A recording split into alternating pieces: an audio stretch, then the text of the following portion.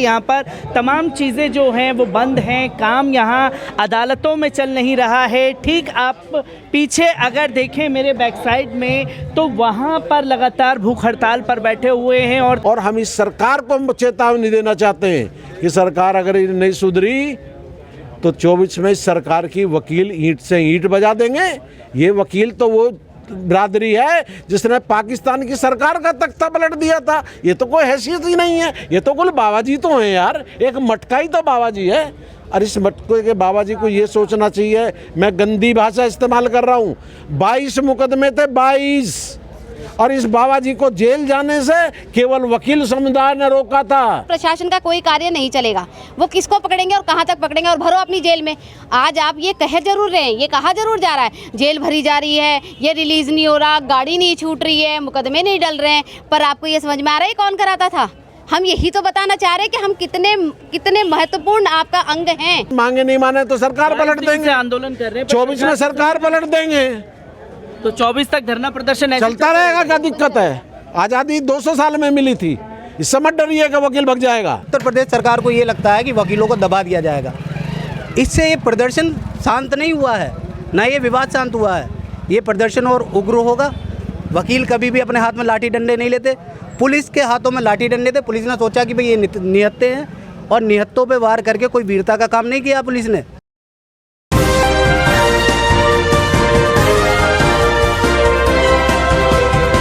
पल-पल news से मैं हूं आपके साथ नदीम अकरम। इस वक्त गाज़ियाबाद में मैं मौजूद हूं क्योंकि बीते एक महीने से वकीलों की हड़ताल चल रही है।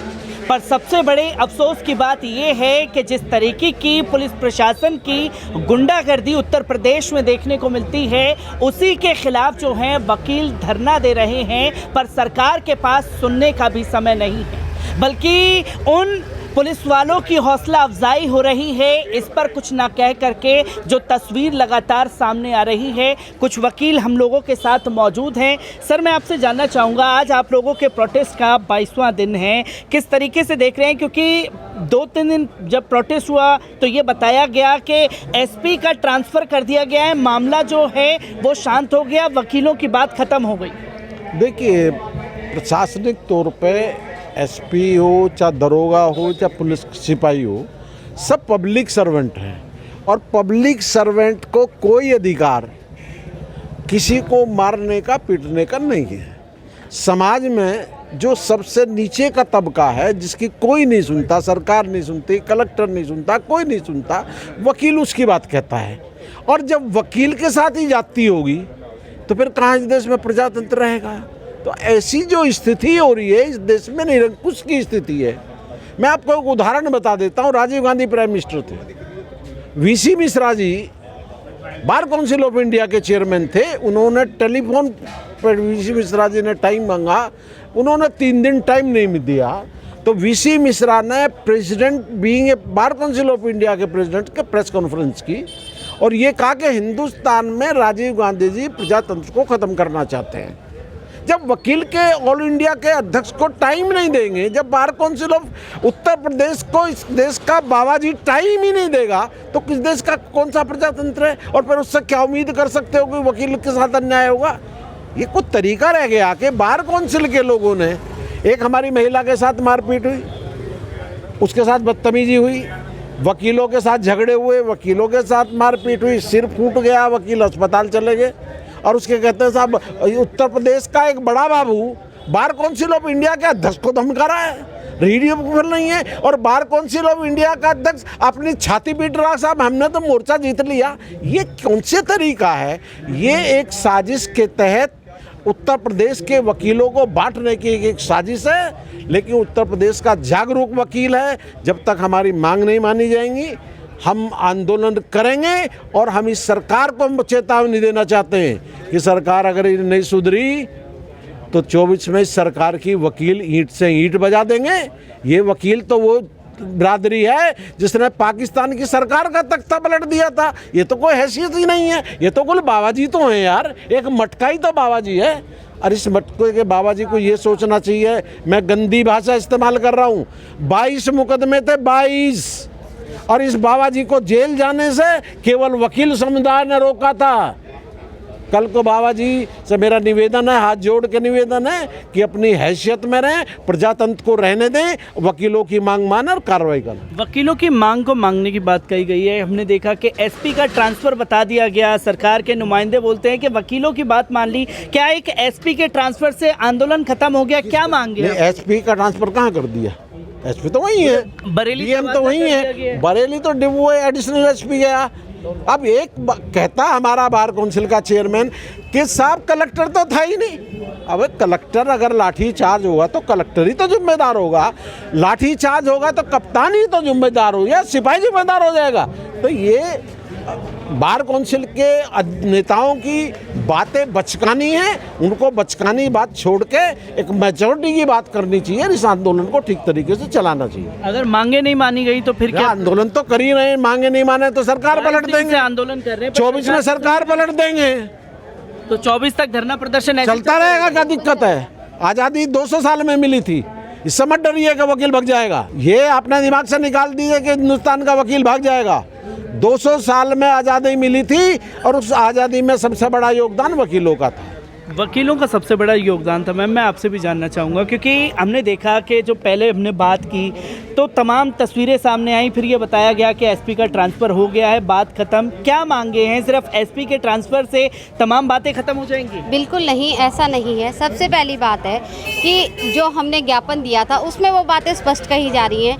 ऐसा नहीं है कि कुछ नया कहा जा रहा है। जब घटना हुई उसकी जिम्मेदारी सबसे बड़े जो अधिकारी होते हैं उनकी होती है। तो ये डेफिनेट है कि अगर ऐसी कोई घटना हुई थी तो उसके जिम्मेदार डीएम साहब हैं। अगर कुछ नहीं हुआ था तो कार्रवाई ही करते। कार्रवाई भी नहीं की, इसका मतलब होता है कि आपने उसका समर्थन दे दिया। अगर आप इस तरह के अनैतिक कार्यों का समर्थन दे देंगे, वो भी पुलिस के हाथ में डंडा पिस्टल सब कुछ है, अब तो कुछ बचा नहीं कि एफआईआर चार्जशीट तो सब हिलाते ही हैं वो। अब वो अगर रोड पे ऐसे डंडे और वो सब लेके उतर जाएं अपने अस्त्र शस्त्रों को तो बच क्या जाएगा? तो उसको नियंत्रित करने के लिए कौन बैठे हैं? उच्च अधिकारी बैठे हैं ना। प्रशासन में क्यों बिठाए गए इन अधिकारियों को? अगर आप ये कहते कि मैं छुट्टी पे था, आपने क्या संज्ञान लिया? आपने क्या जाना उसके बारे में? इतनी बड़ी बर्बरता हो गई, आपने उसी समय सबको लाइन हाजिर करना चाहिए था कि कौन थे वो। हम क्यों उतरे आंदोलन पे? हमें ज़रूरत क्या थी? हम तो आपका ही परिवार है ना। हम पुलिस वालों को हमेशा अपना परिवार मानते हैं सर। हमेशा ये कहा जाता है अधिवक्ता और पुलिस ना अकेले हैं, जबकि ऐसा कतई नहीं है, ऐसा कभी नहीं है। हमेशा हमने उन्हें अपना परिवार माना है, क्योंकि न्यायालय में उनके आए बगैर कार्य होगा नहीं, ये एक फैक्ट है। और हमारे बगैर उनका कार्य हो नहीं सकता। वो लाख चार्जशीट बना के रख दें और लाख एफआईआर दर्ज कर दें, कार्रवाई करने वाला तो चाहिए ना। कैसे होगा? न्यायालय का काम कैसे होगा? न्यायाधीश भी तब सुनेंगे जब कोई सुनाने वाला होगा। कहते हैं ना, भगवान के सामने भी गाना पड़ता है। भगवान को भी भक्त चाहिए। अगर भक्त ना हुआ तो भगवान का भी कोई अस्तित्व नहीं रह जाता। तो ईश्वर हमेशा ये बात सच है कि सशक्त है, अपना अस्तित्व बनाते हैं, उनका वो नहीं किया जा सकता। हर एक जो अपना कार्य कर रहा है उन सबका अपना अस्तित्व है। तो अधिवक्ताओं का अपना बहुत बड़ा अस्तित्व है, क्योंकि वो एक बहुत बड़ी प्रणाली को संभाल रहे हैं। कहने के लिए दिखता है प्रशासन भी जुड़ी हुई है न्यायालय से। अगर न्यायिक अधिकारीगण नहीं होंगे, अधिवक्तागण नहीं होंगे तो न्यायालय नहीं चलेगा, प्रशासन का कोई कार्य नहीं चलेगा। वो किसको पकड़ेंगे और कहाँ तक पकड़ेंगे? और भरो अपनी जेल में। आज आप ये कह जरूर रहे हैं, ये कहा जरूर जा रहा है जेल भरी जा रही है, ये रिलीज नहीं हो रहा, गाड़ी नहीं छूट रही है, मुकदमे नहीं डल रहे हैं, पर आपको ये समझ में आ रहा है कौन कराता था? हम यही तो बताना चाह रहे हैं कि हम कितने महत्वपूर्ण आपका अंग हैं, जिस अंग के बारे में किसी ने कभी नहीं सोचा। आज हम चिल्ला के कह रहे हैं एडवोकेट प्रोटेक्शन एक्ट दो दे क्यों रहे हो? हमारी वो ज़रूरत थी, हमारी वो राइट थे, आपने हमें क्यों नहीं दिया? एलएलबी कराते वक्त आप फीस लेते हैं, ईआईवी एग्जाम डाल दिया आपने जिसका कोई औचित्य नहीं है कहीं से। बच्चों ने प्रदर्शन किया, अपीलें डाली, सब खारिज हो गई। लेकिन आप खुद ही बताएं, जब 27 सब्जेक्ट का एग्जाम दे करके आ रहा है एक अधिवक्ता, पास आउट होकर आ रहा है, क्या मतलब बनता है ईआईवी का? या फिर आप वही एडिशनल एग्जाम साथ में लेते ना। रजिस्ट्रेशन के बाद आप how dare you. Bar council को मैं ये कहना नहीं चाहती, मेरा अनुरोध है, लेकिन सभी अधिवक्ताओं खासकर युवाओं से, क्योंकि बड़ों को तो इसे झेलना नहीं पड़ रहा ना, वरिष्ठों को इससे गुजरना नहीं पड़ रहा। अगर यही इन्होंने किया होता ना कि जो वरिष्ठ हैं, जो भी अधिवक्ता है, सब ईआईवी एग्जाम दे देखें ये एग्जाम होता कैसे, क्योंकि युवाओं पे चलाया जा रहा है ये लाठी। ठीक है, हम युवा फिर भी अपने वरिष्ठों के साथ हैं, क्योंकि एक महिला के साथ गलत किया गया था। हम ये भी नहीं कहते देखिए गलती किसकी थी नहीं थी, वीडियो वायरल हो रहे हैं, सबको सब कुछ पता है। ठीक है, और उसका जांच भी होगी, कमेटी भी बिठाई जाएगी। ये सब जो शब्दावली हैं, ये जो कहा जा रहा है, ये सब चलेगा, लेकिन उसकी कमेटी बैठेगी, उसकी जाँच होगी, उसका लास्ट में उसका डिसीजन आएगा क्या होना है। लेकिन आपने अगर किसी बात को अधिवक्ताओं ने उठाया, एक आंदोलन रखा, ठीक है, उसको शांतिपूर्ण ढंग से सुन लेते। ठीक है, किसी का कहना यह है कि अधिवक्ताओं ने ना गाली गलौज कर दी थी, तो आप लाठीचार्ज कर दोगे? आप लाठीचार्ज कर दोगे। 2 अपशब्द कहे थे तो आप भी 2 अपशब्द कह लेते, ठीक है, पहली बात कह लेते हैं। आपको ऐसा लगा कि आपसे माहौल नहीं संभल रहा, आप अपने संपर्क करते अपने डीएम से, एसपी से।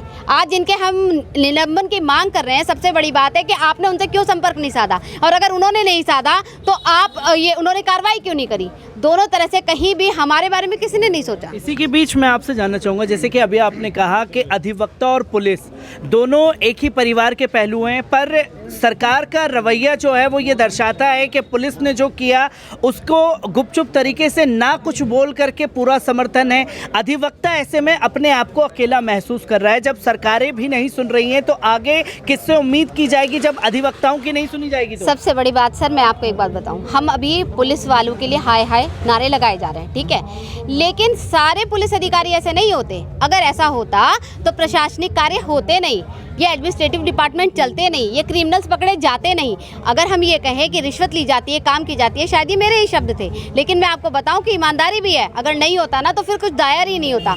ऐसे ऐसे मामलों में आप जानते हैं डीपी यादव में भी हर चीज़ में केस तो चला ना। अब देखिए अदालती कार्रवाई होती है, अगर गवाहियाँ ही नहीं होंगी, अगर चीज़ें ही नहीं होंगी तो अदालत क्या कर सकता है। लेकिन उसको करने का सामर्थ्य, यानी प्रशासन ने कुछ किया था, कुछ लेकर आई थी, कुछ परोसा था न्यायालय में, तब हुआ ना। तो कहने का बात यह, अधिवक्ता कभी अशक्त नहीं है, वो पूर्ण सशक्त है। अधिवक्ता बता देगा कि उसमें सशक्तता कैसी है, उसको किसी चीज़ की आवश्यकता नहीं है। हम अपना कार्य ही नहीं करेंगे ना।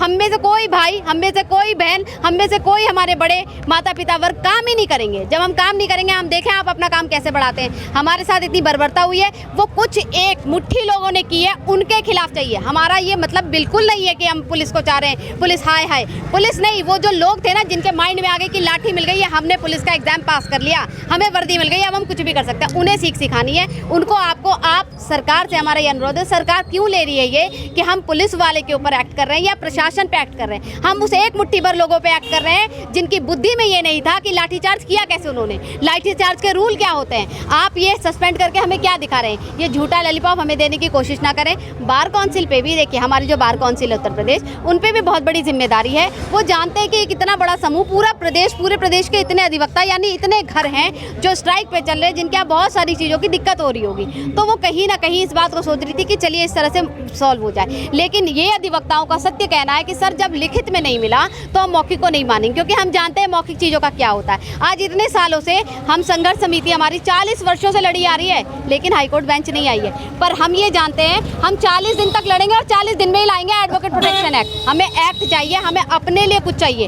हमें अपने लिए कुछ नहीं मिला, डॉक्टर को कुछ मिलता है, प्रशासनिक सारे अधिकारियों को कुछ मिलता है, हर प्रोफेशन को कुछ ना कुछ है। हमें क्या है, हमारे पास ना कोई पेंशन है, हमारे पास ना कोई न्यूनतम आपने किसी चीज़ पे फिक्स किया कि यहाँ पे न्यूनतम ये है, ये आपकी फीस होगी। अधिवक्ताओं को तो कुछ भी नहीं मिल रहा। अधिवक्ता काम करते जा रहे हैं ज़िंदगी भर, अधिवक्ताओं को कुछ मिल नहीं रहा है। जिस तरीके से लाठियां भाजी गई, सीधे तौर पर ये देखा गया है कि अधिवक्ता पर हमला है तो संविधान पर हमला है। जो संविधान को क्षति पहुंचाने की कोशिश की है वकीलों पर हमला करके, कैसे देख रहे हैं और क्या आप लोगों की मांगे? 22 दिन हो चुके हैं, एक भी बात मानी नहीं गई है। देखिए, सबसे पहले तो मैं ये कहना चाहता हूँ, उत्तर प्रदेश सरकार को ये लगता है कि ये एक दमन नीति के तहत जिस प्रकार से इन्होंने किसानों को दबाया और भी विभिन्न प्रकार के आंदोलन हमारे राज्य में हुए हैं, तो उससे सरकार को ये लगता है कि वकीलों को भी उसी प्रकार से दबा सकती है। वकील लोगों के लिए लड़ते हैं, स्वयं के लिए नहीं लड़ते हैं, और मेहनताने के तौर पर कुछ चंद फीस वो लेते हैं और अपने क्लाइंट के झगड़े को अपने स्वयं के ऊपर ले लेते हैं। परंतु हापुड़ पुलिस द्वारा जो किया गया अधिवक्ताओं के ऊपर लाठीचार्ज करके, उससे उत्तर प्रदेश सरकार को ये लगता है कि वकीलों को दबा दिया जाएगा। इससे ये प्रदर्शन शांत नहीं हुआ है, ना ये विवाद शांत हुआ है। ये प्रदर्शन और उग्र होगा। वकील कभी भी अपने हाथ में लाठी डंडे नहीं लेते, पुलिस के हाथों में लाठी डंडे थे। पुलिस ने सोचा कि भाई ये निहत्ते हैं, और निहत्तों पे वार करके कोई वीरता का काम नहीं किया पुलिस ने। यदि हमारे अधिवक्ता भाइयों के हाथ में लाठी डंडे होते तो शायद हो सकता था कि परिस्थिति आज उल्टी होती। जो सिर फटे हुए थे वकीलों के, वो सिर पुलिस वालों के फटे होते। लाठी डंडा चलाना कोई वीरता का काम नहीं है, हमारा काम है कलम चलाने का। हम उसी से जवाब देंगे उत्तर प्रदेश सरकार को। उत्तर प्रदेश सरकार ये सोचती है कि वकीलों को दबा दिया जाएगा, ऐसा नहीं हो सकता। हम अपना अधिकार मांग रहे हैं, उत्तर प्रदेश सरकार से कोई भीख नहीं मांग रहे हैं। एडवोकेट प्रोटेक्शन एक्ट हमारा अधिकार है। जिस प्रकार से अस्पतालों में दिया जाता है मेडिकल प्रोटेक्शन एक्ट, अस्पतालों में आप घुसेंगे तो वहाँ घुसते ही एक बोर्ड लगा होता है कि अस्पताल में यदि किसी भी कर्मचारी के साथ आप बदतमीजी करेंगे तो इतने साल की सज़ा है। वकील इतने खूंखार इतने अपराधियों के खिलाफ मुकदमे लड़ते हैं, 302 मर्डर वाले मुकदमे, 376 रेप वाले मुकदमों में वकील अपराधियों के खिलाफ मुकदमे लड़ते हैं। क्या उनको सुरक्षा की आवश्यकता नहीं है? इतने वकीलों को उत्तर प्रदेश में गोली मार दी जाती है, उत्तर प्रदेश सरकार क्या कार्रवाई करती है? कोई कार्रवाई नहीं होती है। उत्तर प्रदेश सरकार बिल्कुल संवेदनहीन हो चुकी है और ये एक तरह से वकीलों को दबाने का कार्य कर रही है, वकीलों से बदला लेने का कार्य। 22 दिन हो चुके हैं, कोई मांग जो है मानी नहीं जा रही, बस ये दिखा दिया गया है अधिकारियों का ट्रांसफ़र इधर से उधर हो गया, वकीलों की बातें मान ली गई। हाँ, बेसिकली जो पुलिस की बर्बरता है और उसका बढ़ावा जो हमारे शासन प्रशासन द्वारा दिया जा रहा है, जो ये मुट्ठी भर लोग हैं जो शरारती तत्व पुलिस में भी भर्ती हैं, जो बिना ऑर्डर के बिना लाठीचार्ज का मतलब ये नहीं है कि आप सिर पर वार करेंगे, लाठीचार्ज का मतलब नहीं है होठ पर वार करेंगे। इन्होंने सीधा सीधा वकीलों के ऊपर बर्बरतापूर्ण लाठीचार्ज ही नहीं किया, बल्कि उनको जान से मारने का भरसक प्रयास किया है। इसीलिए उनके खिलाफ जो मुकदमा दर्ज हुआ है, अभी तक उनकी गिरफ्तारी तक नहीं हुई है, तो उस FIR दर्ज करने का क्या फ़ायदा। ऐसा ही मेरे साथ, मैं अधिवक्ता हूँ और मेरा नाम राधेश्याम वर्मा एडवोकेट है, और 2019 में 11/11/2019 में एक पुलिस इंस्पेक्टर द्वारा मेरा एक्सीडेंट कर दिया गया था। वकीलों द्वारा उसे पकड़कर थाने लाया गया, थाना सियानी गेट पर। उन्होंने हमारे यहाँ के गौड़ साहब गए सेक्रेटरी वहाँ पर सचिव, और मेरा इन्होंने MMG हॉस्पिटल में पुलिस प्रशासन ने मेरा वो भी मतलब मेरा ऑपरेशन नहीं होने दिया, और मुझे मजबूरन में जा कर के इंदिरापुरम में अपना ऑपरेशन कराना पड़ा। और मेरे ऊपर भी पत्नी ला करके उस इंस्पेक्टर ने अपनी पत्नी खड़ी करी और 304B का मुकदमा मेरे खिलाफ दर्ज कर दिया। और आज तक मैंने काफ़ी गुहार लगाई। मंजू सिवाज जो विधायक मोदी नगर हैं, उन्होंने भी उनके पास फ़ोन किया, पुलिस वालों के पास, लेकिन आज तक मेरी नहीं सुनी गई। तो इससे ये सिद्ध होता है कि इस सरकार में ना विधायक की सुनी जाती है, ना MP की सुनी जाती है। मैंने सतपाल सिंह MP साहब से भी गुहार लगाई, उन्होंने उनकी भी नहीं सुनी। तो यहाँ पर जो राजा है वो केवल SSP है और कोई नहीं है। यहाँ मुख्यमंत्री की भी वैल्यू नहीं है, ना यहाँ विधायक की है, ना MP की है। क्यों? कि यहाँ पुलिस की चलती है, पुलिस की बर्बरता चलती है, और पुलिस की बर्बरता आज बढ़ती बढ़ती कहाँ तक पहुँच गई है, ये हमारे माननीय मुख्यमंत्री जी को ये कृत्य के बारे में नहीं बताते हैं। और इन्होंने अपना पुलिस रवैया इस तरह अपनाया जो दमनकारी नीति चल रही है, किसी की नहीं सुन रही है पुलिस। इसलिए ये आज इस मोड़ पर आ गए हैं जो पूरा देश का वकील अधिवक्ता एक है और न्याय मांगने के लिए बर्बर है, और इसलिए प्रोटेक्शन एक्ट की आवश्यकता हो रही है। चूँकि पुलिस वकीलों को निहत्ता समझती है, हम हैं निहत्ते, मगर कलम हमारे हाथ में है, हम कलम की मार करते हैं, हम लाठी की मार नहीं करते।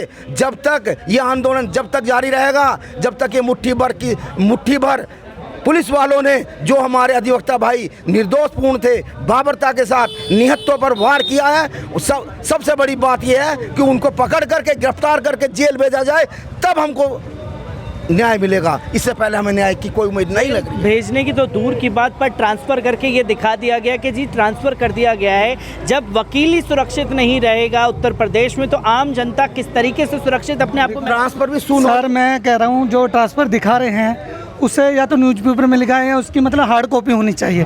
भाई हम कैसे मान लें कि वो ट्रांसफ़र कर दिए, निलंबित कर दिए यहाँ से, या अदर ट्रांसफ़र हो गए, मगर हमारा उनका ट्रांसफ़र से मतलब नहीं है।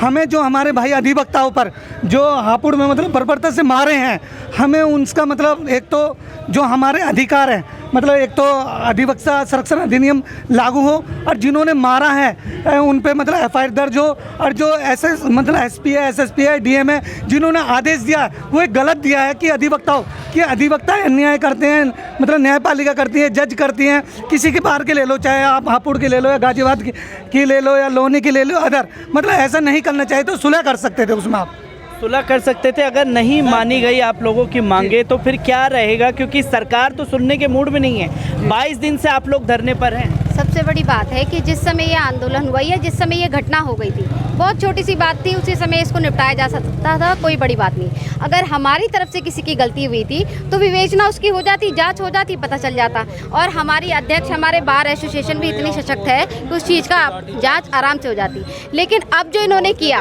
जो इन्होंने कदम उठाया, वो बहुत गलत उठाया, और इन्होंने जिससे उलझ गए हैं ना, वो है अधिवक्ता। इन्हें ये नहीं पता है कि हम हारने वालों में से नहीं, हम आज तक हार नहीं माने। अगर ये बात कही जा रही है, हमारे वरिष्ठ कह रहे हैं कि 200 साल में आज़ादी ली थी, तो आज़ादी लेना ही अपने आप में कितनी बड़ी बात थी। तो ये हम इतना सा अधिकार नहीं ले पाएंगे क्या? बस दुखद ये है कि आज हमें इस अधिकार के लिए खड़ा होना पड़ रहा है, हमें मांगना पड़ रहा है। हमें मांगना क्यों पड़ रहा है? वो जो जनजात था हमारा, जो भी न्याय प्रणाली में आ गया, जो भी इस व्यवसाय में आ गया, जो भी विधि व्यवसाय में आ गया, उसका तो ये स्वयं का अधिकार था। ये चीज़ें तो पहले ही मैंडेटरी होनी चाहिए थी कि जो भी LLB करता है, अधिवक्ता बनता है, रजिस्टर्ड होता है, बार काउंसिल से रजिस्टर्ड होता है, उसको एडवोकेट प्रोटेक्शन एक्ट मिलेगा। कहाँ है हमारी एडवोकेट एक्ट? कहाँ है हमारी पुलिस एक्ट? है कि नहीं है? डॉक्टर के लिए एक्ट है कि नहीं? हर प्रशासन, हर व्यवसाय के लिए एक्ट है। हमारी एक्ट कहाँ है? हम हमारी एक्ट को लेकर रहेंगे। साथ में जो दोषी है हमें वो निलंबित चाहिए। हमें कोई सस्पेंशन का मतलब क्या है? उसको क्या फर्क पड़ रहा है आप ये बताएं। ट्रांसफर तो इनका होता है ना, इनको ट्रांसफर यहाँ से वहाँ करते हैं। ये क्या कर दिया इन्होंने? कुछ कर दिया क्या? कुछ नया है? ट्रांसफर नहीं होगा क्या? ये वहीं टिके रहेंगे? 2 महीने बाद जो चीज़ होनी थी 2 महीने पहले कर दी, उसमें क्या कर दिया हमारे लिए? तो ये सस्पेंड होने चाहिए, सस्पेंड तो करना अनिवार्य है। और DM साहब की जो इसमें गलती रही, चूक रही, या तो वो उसका आके अपना माफ़ी मांग ले, उस बात को स्वीकार करें कि मुझसे गलती हो गई, कोई बात नहीं। और देखिए, इतना अगर हम आंदोलन कर रहे हैं, हम इतना सफ़र कर रहे हैं, इतने दिनों से हम लोग भी सफ़र कर रहे हैं, हम लोग हार नहीं मानेंगे। तो उसके लिए उन्हें थोड़ी सी अपोलॉजी करनी पड़ेगी, थोड़ी सी माफ़ी तो मांगनी पड़ेगी। तमाम अधिवक्ता यहाँ पर मौजूद हैं। एक आखिरी सवाल मैं आप लोगों से लेना चाहूँगा, अगर जिस तरीके से सरकार का रवैया है, सरकार जो है इस पर कुछ कहना सुनना नहीं चाहती, उसने पूरा समर्थन पुलिस प्रशासन को दे दिया। देखो सर, मैं बताऊं, अधिकार सभी को चाहिए, ये संविधान ने दिया है हमें। और ये देखो, जो एडवोकेट का अधिकार है, जो अधिवक्ता संरक्षण अधिनियम मतलब प्रोटेक्शन एक्ट, ये कहीं हम फालतू नहीं मांग रहे हैं, ये हम इसलिए मांग रहे हैं। हर कोई ये नहीं है कि पुलिस प्रशासन या कोई भी हम पे मतलब मारपीट कर दे या कोई भी कर दे। हमारा भी अधिकार है, उन्हें उसमें जेल में डालें 5 साल के लिए, 7 साल के लिए, ये जुर्माना लगाए। हम अपना अधिकार मांग रहे हैं और नहीं करेंगे। अभी तो स्ट्राइक छोटा है, अभी जगह जगह मतलब जो भी 21-22 दिन चला है। अब आने वाले समय में ये रोडों पे भी होगा और जगह जगह जाम होएगा। जहाँ अधिकारी बैठे हैं, विधायक बैठे हैं, सांसद बैठे हैं, मुख्यमंत्री बैठे हैं, हर जगह इनका घेराव होएगा जब तक अधिवक्ता प्रोटेक्शन लागू नहीं होएगा। सबसे बड़ी बात है, ये प्रोटेक्शन एक्ट तो था ही। ये कोई ऐसा नहीं है कि अभी मांगा जा रहा है, सिर्फ लागू करने को कहा जा रहा है। ये ऑलरेडी है हमारे पास। आप तमाम अधिवक्ता संविधान का जिक्र कर रहे हैं, यहाँ पर संविधान की तमाम बातें कह रहे हैं, पर संविधान को तो खुद ही सरकार बदलने पर तुली हुई है। नहीं, संविधान को सरकार ऐसे नहीं बदल रही, उसमें जो उन्हें आवश्यक परिवर्तन लग रहा है वो संशोधन कर रहा है, बदल नहीं रही है। लेकिन मेरा मानना ये है कि इस सरकार की थोड़ी खामियां ये है, इन्होंने पुलिस को ही सर्वा बना दिया है। जो FIR दर्ज होती है वो इंस्पेक्टर लेवल के अधिकारी से ले लेनी चाहिए, क्योंकि उसमें विवेक नहीं होता। इंस्पेक्टर लेवल के अधिकारी वो ASP SP रैंक के अधिकारी के माध्यम से होनी चाहिए, क्योंकि ये झूठी FIR दर्ज करा करके प्रेशर बनाते हैं मुकदमे को भी डोल कराने के लिए, जो इनका गलत करती है। और हमारी सरकार को इस पर सोचना चाहिए कि इंस्पेक्टर लेवल के अधिकारी से को विवेचना तक ही सीमित रखना चाहिए, FIR दर्ज करने का दर्जा नहीं दिया जाना चाहिए। क्योंकि मैं इसका भुक्तभोगी हूँ। लाल बहादुर सिंह यहाँ पर इंस्पेक्टर थे और मैं हॉस्पिटल में एडमिट था, उन्होंने मेरे पीछे मेरे ऊपर मुकदमा दर्ज करा दिया और ऊपर से 354B मेरे बेटे का भी नाम लगा दिया, ये प्रेशर बनाने के लिए कि जो इनके पुलिस वाले के ऊपर मैंने जो एक्सीडेंट का मुकदमा दर्ज कराया 279 338 में हुआ, उसे 337 में चेंज करा दिया, 437 लगाकर 500 रुपये का जुर्माने तक ला दिया। तो ये क्या नहीं है? तो पुलिस की बर्बरता है, पुलिस की निःशुल्कता है और उनकी मनमानी है। और काफ़ी प्रयास करने के बावजूद भी पुलिस मानने को तैयार नहीं है। तो ये अंकुश हमारे माननीय मुख्यमंत्री जी को लगाना चाहिए और पुलिस की ही बातों पर सारा विश्वास नहीं करना चाहिए। अधिवक्ताओं की बात भी सुननी चाहिए और अधिवक्ताओं की बात सुन करके कोई निर्णय लेना चाहिए और उनको सजा देनी चाहिए जिन्होंने लाठीचार्ज किया है ये हापुड़ पर बिना किसी बर्बरतापूर्ण नियत्ते पर। ये किसी को अधिकार नहीं है आंदोलन करने का। हमारी अभिव्यक्ति में आर्टिकल 24 में 21 में फंडामेंटल 21 में है अभिव्यक्ति रखने का, और वे हमारे वकील भाई अधिव्यक्ति रख रहे थे और उसके बावजूद भी इन्होंने अभिव्यक्ति की आज़ादी का जिक्र कर रहे हैं, पर जहां आप लोग अपनी बात रखने के लिए सड़क पर उतरे तो लाठियां बाज दी गई। क्या अभिव्यक्ति की आज़ादी रह गई? फिर संविधान की धज्जियां तो देखिए, सरकार अनुच्छेद 19 के अधीन किसी भी व्यक्ति को अब अभिव्यक्ति की आज़ादी देना उचित नहीं समझती है। जो भी सरकार के विरुद्ध बोलेगा, चाहे वो वकील हो, किसान हो, आम जनता हो, सबसे पुलिस से पिटवाया जाएगा। वही बात उत्तर प्रदेश सरकार को ये लगा कि वकीलों को भी उसी प्रकार से पिटवा सकते हो आप, क्योंकि आपके पास पुलिस बल है। परंतु वकीलों के पास कलम की ताकत है, एकता की ताकत है। पूरे प्रदेश, पूरे भारत के वकील सब एकजुट हैं यदि सरकार ये समझती है कि वकीलों को दबा दिया जाएगा, पूरे भारत के वकील एकजुट होकर के धरना प्रदर्शन करेंगे। एक बात और कहना चाहूँगा, अभी आपने कहा कि सरकार संविधान में संशोधन करना चाह रही है। अनुच्छेद 368 के अधीन संविधान में संशोधन किया जाता है, परंतु वो संशोधन भी अनुच्छेद 13 संविधान के अनुच्छेद 13 के अधीन जुडिशियल रिव्यू में आता है। माननीय हाईकोर्ट और माननीय सुप्रीम कोर्ट की पावर है कि सरकार द्वारा किए गए किसी भी संशोधन को जुडिशियल रिव्यू के अधीन उसको ख़त्म किया जा सकता है। सरकार सर्वे सर्वा नहीं है, हमारी कोर्ट है जो तय करेगी कि आप सही कर रहे हैं कि गलत कर रहे हैं। सरकार सर्वो सर्वा नहीं है, एडवोकेट है, सुप्रीम कोर्ट है जो तमाम चीज़ें तय करेंगी। पर इसी बीच में कैमरामैन से कहना चाहूँगा कि दिखाएं कि किस तरीके से यहाँ पर तमाम चीज़ें जो हैं वो बंद हैं, काम यहाँ अदालतों में चल नहीं रहा है। ठीक आप पीछे अगर देखें मेरे बैक साइड में, तो वहाँ पर लगातार भूख हड़ताल पर बैठे हुए हैं और तमाम जगह पर यही तस्वीरें जो हैं वो लगातार सामने आ रही हैं, जहाँ आप देखेंगे कि तमाम एडवोकेट जो हैं वो बैठे हुए हैं धरना प्रदर्शन पर। तमाम लोग जो हैं एक रणनीति बना रहे हैं और उसके बाद जो है कई बड़े फैसले जो हैं वो लिए जा सकते हैं।